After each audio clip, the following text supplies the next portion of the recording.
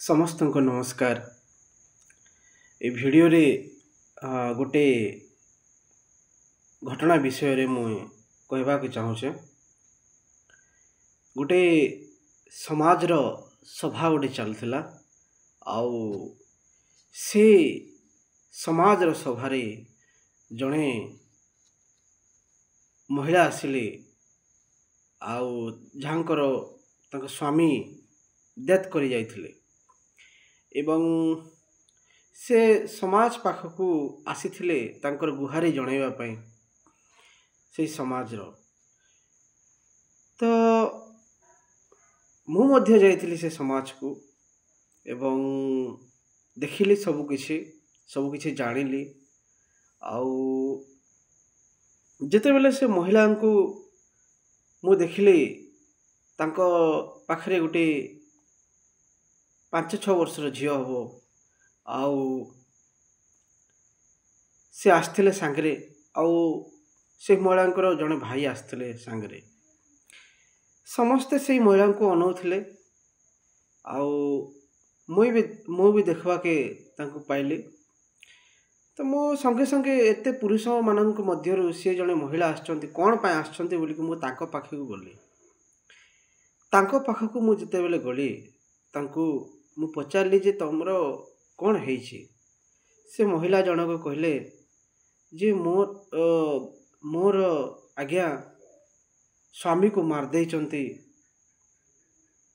किछि लोक एवं आपस शत्रुता पाई किछि शत्रुता पाई आउ कली कजिया जो आपस कली कजिया जो तांको राति रे सोइथिला समय रे तांको मार देइचंती। मु 3 जन को मु दोषी बोली कि अभियोग करिछि किंतु पुलिस तार इनक्वारी रे 2 जन को से माने जेल पठेइचंती। मते से महिला जन कहले मते पुणी वर्तमान से माने धमक दउचंती जे आमे जेल रे आसिला परे पुणी तते आमे एक्शन नेबू बोली कि मते धमको जंती बोली कि कहले से महिला जनक। से एफआईआर कॉपीटा भी मु देखिली जो जेरक्स कॉपीटा आ सेठी से एफआईआर कॉपी रे बीएनएस एक्ट लागिची मर्डर एक्ट लागिची आ से एक्ट रे से दोषी को धरिकी तांको जेल पठा भी देइची पुलिस।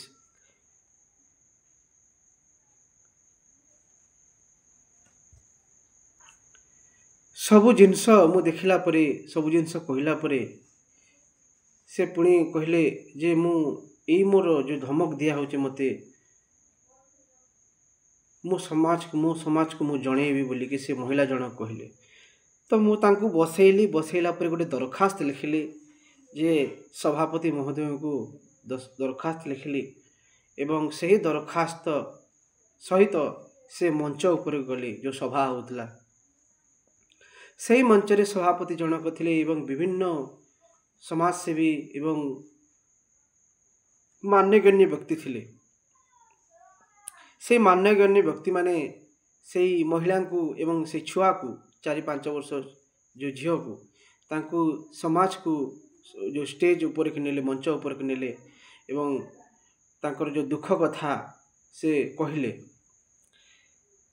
कहला परे समस्ते भाव विवल हुई जो माने सेठी उपस्थित थिले विभिन्न लोक बहुत लोक 100-200-300 लोक 400 लोक उपस्थित थिले से माने भाव विहल होई कि सेई महिला जन को एवं तांको छुआ को किछि अर्थ से माने दान कले किछि गोटे साहाय्य पाई।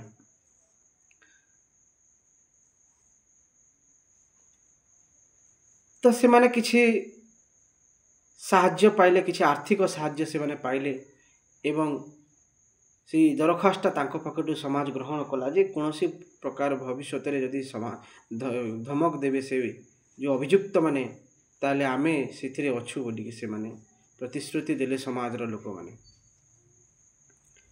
कथा हला जे जणे शिक्षित व्यक्ति किंबा सचेतन व्यक्ति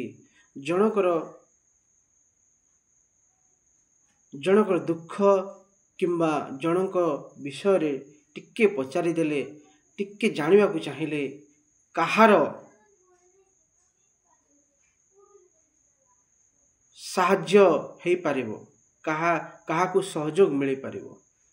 ତ ସେଇ ଜିନିଷଟା ଆଉ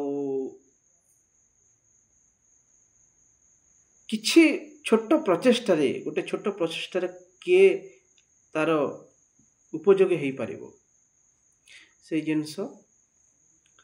ଆଉ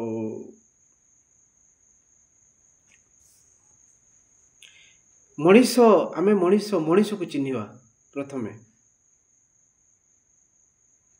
ଭଗବାନ ତ ଅଛନ୍ତି, ସର୍ବତ୍ର ଅଛନ୍ତି, କିନ୍ତୁ ପ୍ରଥମେ ମଣିଷକୁ ଚିହ୍ନିବା, ମାନବିକତା ଦେଖାଇବା।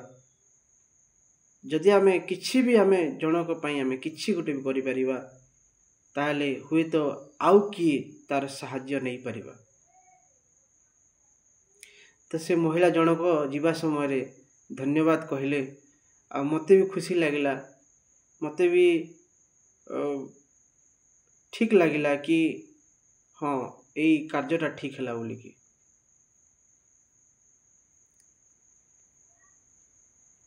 ଧନ୍ୟବାଦ।